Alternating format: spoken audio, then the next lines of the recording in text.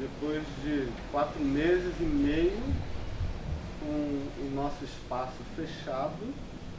É bem verdade que nós abrimos algumas vezes para arrecadação de alimentos, mas não estava acontecendo nossos cultos, nossos estudos, e agora nós estamos dando um passo com muita cautela em direção à reabertura, para que o Evangelho continue sendo pregado. Também vale a pena mencionar o grupo pioneiro, sabe, da Igreja da Ilha Central, para fundar aquilo que viria a ser o grupo do Jardim Guanabara, e há 5 anos se tornou um grupo oficial da associação nessa casa aqui. Então é uma data muito especial, porque é uma data de renovação, né? 10 anos atrás foi a primeira escola sabatina, 5 anos atrás oficializou-se aqui o grupo, e hoje estamos aqui retomando as atividades. Vamos ficar em pé para nós invocarmos a presença de Deus em oração.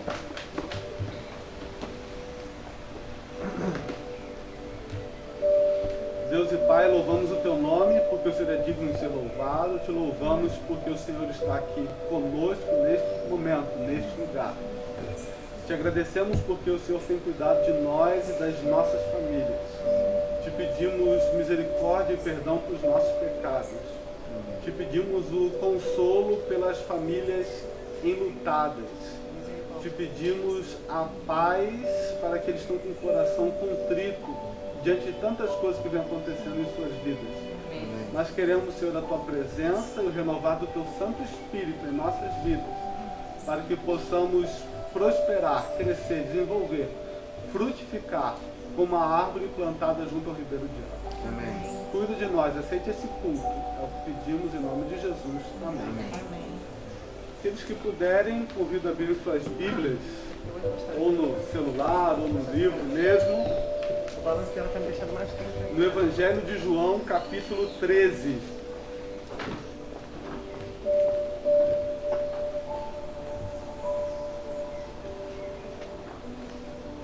Evangelho de João, capítulo 13.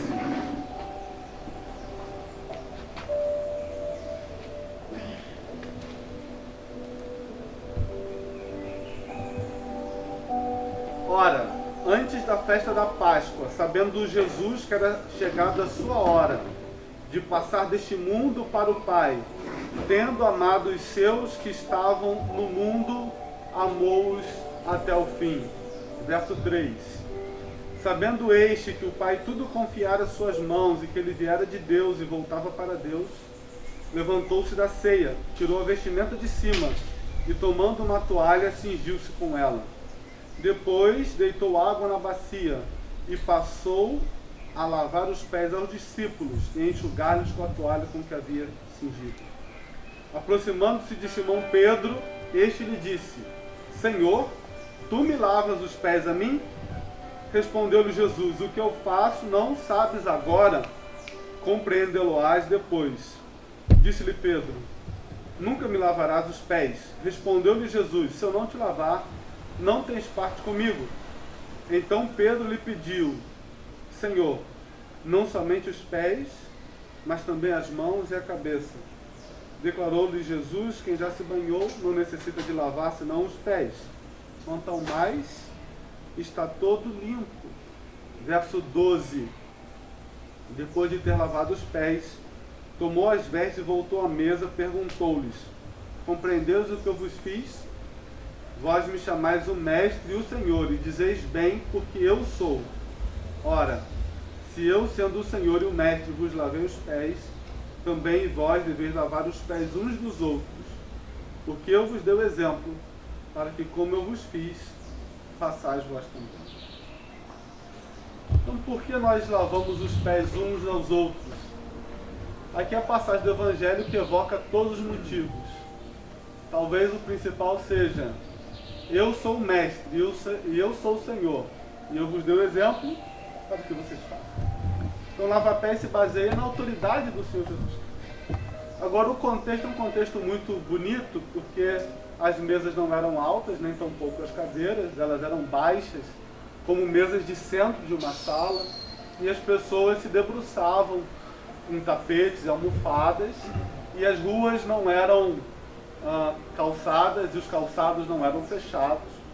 Então toda aquela poeira era pega ao longo do dia de trabalho, e ao chegar-se na casa de alguém, sobretudo uma casa de festa para comer, a praxe, o costume, a higiene exigia que se lavasse não somente as mãos, mas os pés, tal qual nós adotamos outros costumes, né? Uma máscara hoje em dia. Só que quem fazia isso era o último dos servos. Não era o mordomo que era o responsável pela casa. Era o último da última patente. E os discípulos estavam disputando quem seria o maior no reino dos céus. A ponto da mãe de dois deles pedirem: deixa o meu filho sentar à esquerda e outro à direita. E cada um ficou esperando que o outro fizesse. Que Jesus nomeasse alguém para honrá-los. Porque eles esperavam honra e não serviço. Então Jesus, depois de lhe ensinar muitas vezes por exemplo e por palavra, tomou uma atitude que causou um grande silêncio. O próprio Senhor Jesus pega a bacia, pega a toalha e vai lavando os pés de cada um dos discípulos. Ele lava os pés de Tomé, que era um homem que duvidava e tinha pouca fé. Lavou os pés de João e Tiago, filhos do trovão, estavam disputando ali o primeiro lugar no reino dos céus. Ele lavou os pés de Pedro, que lhe negaria 3 vezes. Ele lavou os pés de Judas, que o trairia. Então, o lava-pés, ele não é para os perfeitos, para aqueles que são sem falha. A cerimônia é para os imperfeitos, que se lavaram nas águas sagradas, que aceitaram a Cristo, mas que em algum momento da sua caminhada sujaram os pés, simbolicamente falando. E precisam dessa renovação. O lava-pés, portanto, nos ensina também a humildade que devemos ter uns para com os outros.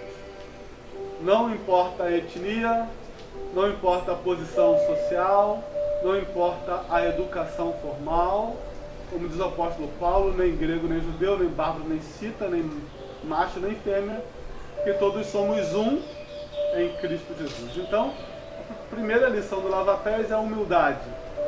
A outra lição é a comunhão uns com os outros e com o Senhor. E a outra lição é a renovação dos votos.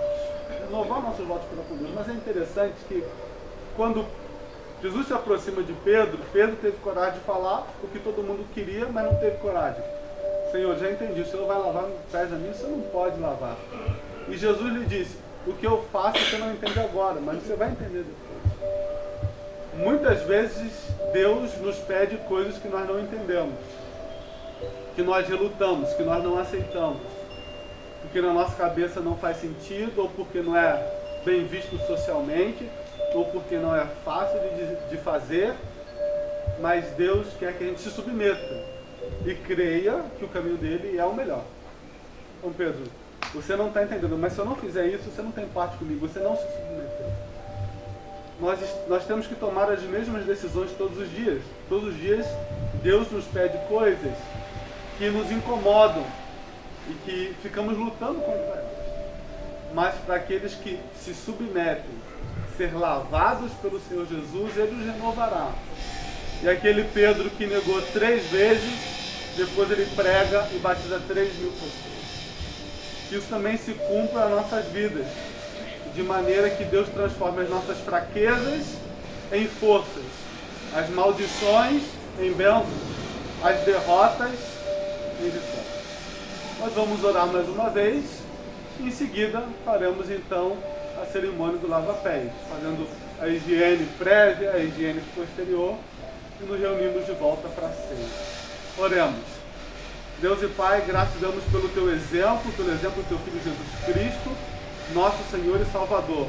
Ele, além de ser o nosso Salvador que salva os pecados, Ele é o nosso exemplo como guia de vida. Por isso, Pai, possamos adotar esse exemplo de humildade, esse exemplo de submissão, esse exemplo de perdão e de renovação, para que Teu reino cresça nessa terra a partir de nós. Nós te pedimos em nome de Jesus. Amém. Nossas Bíblias na primeira carta aos Coríntios.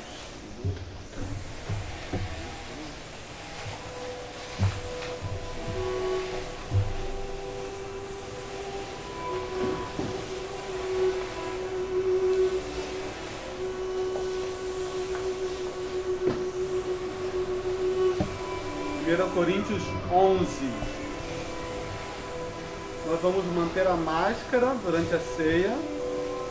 A gente vai servir na hora da participação. Aí a gente tira para ingerir os símbolos, mas coloca novamente, tá bom? 1 Coríntios 11, versos 23 e 24. 1 Coríntios 11, versos 23 e 24. Porque eu recebi do Senhor o que também vos entreguei, que o Senhor Jesus, na noite em que foi traído, tomou o pão e, tendo dado graças, o partiu e disse: isto é o meu corpo que é dado por vós, fazer isto em memória de mim. Jesus certa vez usou o símbolo do trigo e do pão aplicando a si mesmo. Falou: se o trigo viver, ele vive só. Mas se ele morrer, se ele for cortado e cair na terra, ele acaba semeando e dá muito fruto. Ao invés de ter um trigo só, haveria toda uma colheita, toda uma seara. E assim Jesus quer fazer conosco. Se ele viesse sozinho e passasse, seria o único homem perfeito e santo nesse mundo, como foi. Mas o nosso dever como cristãos, como disse Lutero, é que cada cristão deve ser um pequeno Cristo. E é por isso que, ao nos apropriarmos desse símbolo, entendemos que não existe nada de miraculoso nele mesmo, mas ele é símbolo do corpo de Jesus. E o que nós pedimos é que a vida de Jesus se manifeste também em nossos corpos, em nossas vidas. Vamos ficar em pé e orar mais uma vez?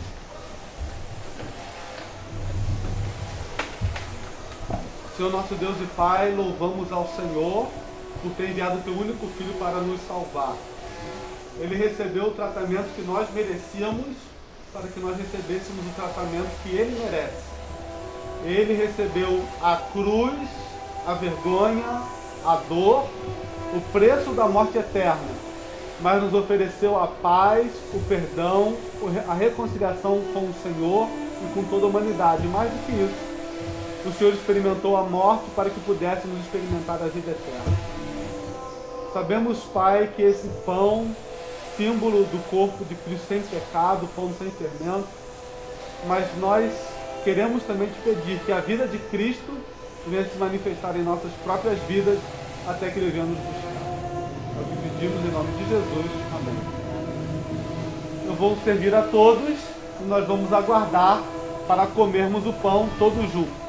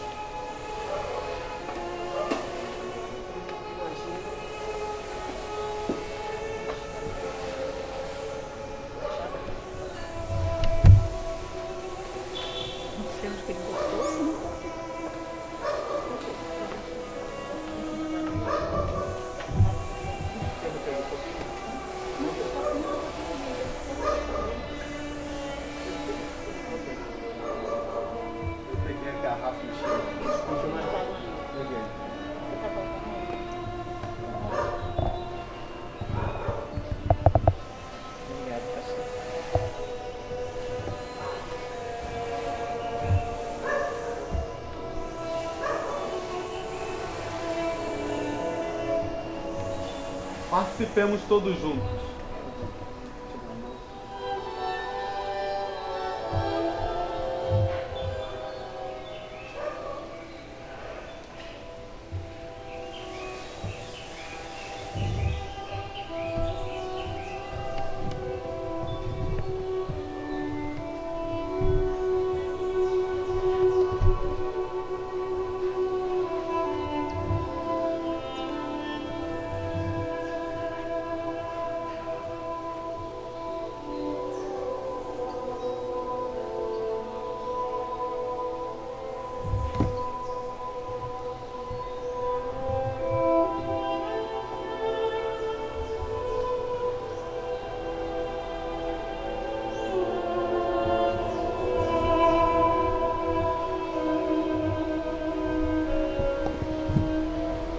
continuando a nossa leitura em 1 Coríntios 11.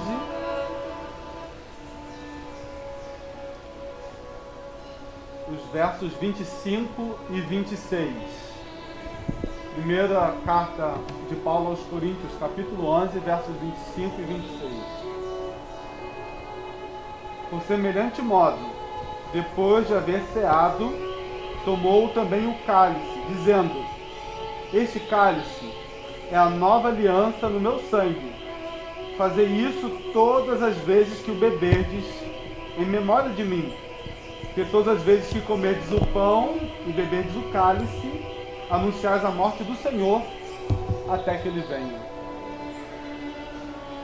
Jesus, ele também aplicou para si o símbolo da videira, dos ramos e dos frutos. Ele poderia ter escolhido o cedro, que é uma árvore da sua região, estilo o pinheiro, embora seja diferente, mas é uma árvore que resiste ao verão e ao inverno. Uma madeira forte, capaz de construir navios e pontes. Mas ele usou uma planta mais singela, a videira. A videira, ela é basicamente uma trepadeira. É uma árvore que necessita de apoio. É uma no tempo da Bíblia chamada árvore, né? Mas é uma planta que ela precisa ser cuidada, podada, frágil. E o trabalho para virar esse puro suco de uva necessita o corte, necessita ser pisado. E assim Cristo foi, como relata em Isaías 53. Ele foi cortado da terra dos viventes. Ele foi pisado e moído pelas nossas transgressões e pecados. E a uva, quando pisada, ela sangra. Assim como Cristo teve que sangrar por cada um de nós. Vamos ficar em pé mais uma vez e pedir a bênção de Deus sobre o puro suco da uva. E aqui a curiosidade, por que o suco de uva e não o vinho fermentado? A Santa Ceia, ela foi feita na Páscoa. Na Páscoa judaica, uma semana antes se lançava fora todo o fermento e tudo que era fermentado de todo Israel. Porque o fermento era como um símbolo do pecado. E em Cristo não havia pecado. É por isso que servimos o puro suco da uva. Senhor nosso Deus e Pai, louvamos o Teu nome pelo sacrifício de Jesus. Sabemos que nenhuma obra nossa poderia nos adquirir a salvação. Nós estávamos irremediavelmente perdidos. O Senhor viu a nossa condição miserável, destinados à perdição, mas o Senhor teve compaixão de nós, enviando o Cordeiro que foi morto desde a fundação do mundo. Como Cordeiro puro sem mácula, Cristo foi oferecido pelos nossos pecados. E através do seu sangue temos o perdão, a reconciliação contigo e a certeza de que o caminho ao Santo dos Santos, ao trono da tua glória, está aberta para cada um de nós em oração, para que possamos alcançar misericórdia sobre as nossas vidas. Te agradecemos porque a mesma graça que perdoa é a graça que transforma. E assim te pedimos, Senhor, venha nos transformar, nos livrar do pecado e conceder a vida eterna em Cristo Jesus, em nosso Senhor e Salvador. Amém. Amém. Da mesma maneira como fizemos com o pão, nós vamos servir a todos e vamos pedir que aguardem para que possamos participar deles todos juntos.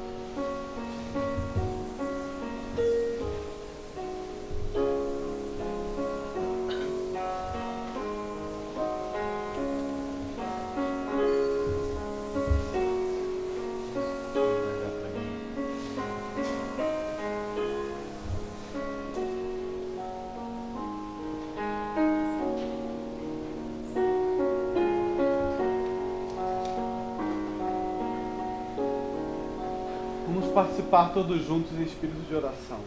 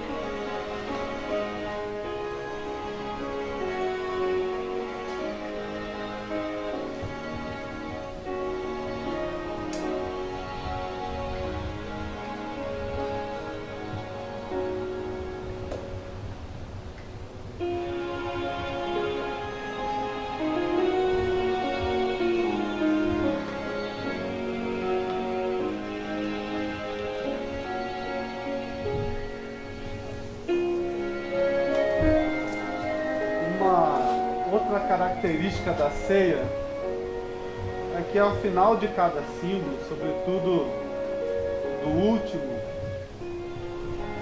faça uma breve oração e há um silêncio. O apóstolo Paulo, ele nos ensinou as palavras de Jesus, que a Santa Ceia ela aponta para dois eventos, um no passado e um no futuro. Nós fazemos a Santa Ceia em homenagem à morte de Jesus. Celebramos o preço que foi pago para a nossa salvação. Mas nós também estamos anunciando que o Cristo que morreu ressuscitou e que Ele em breve voltará para nos buscar. Nós precisamos desse minuto de tranquilidade e de silêncio.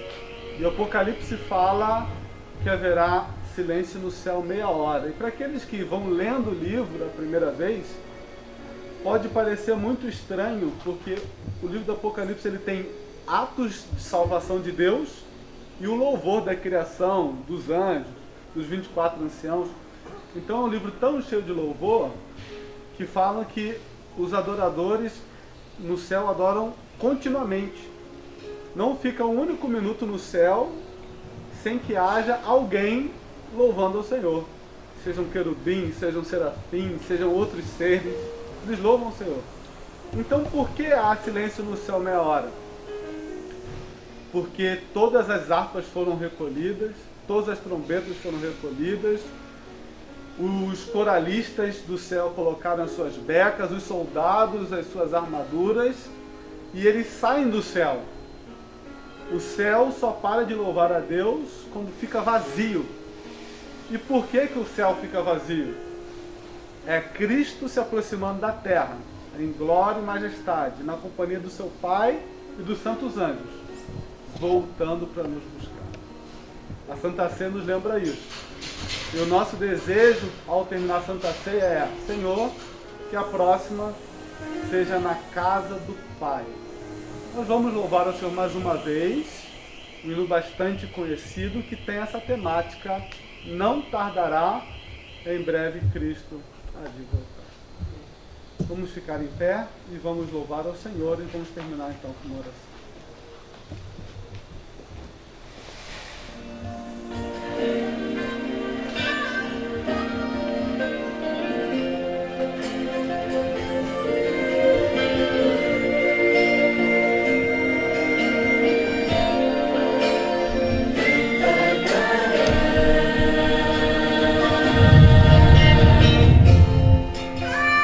Cristo irá voltar.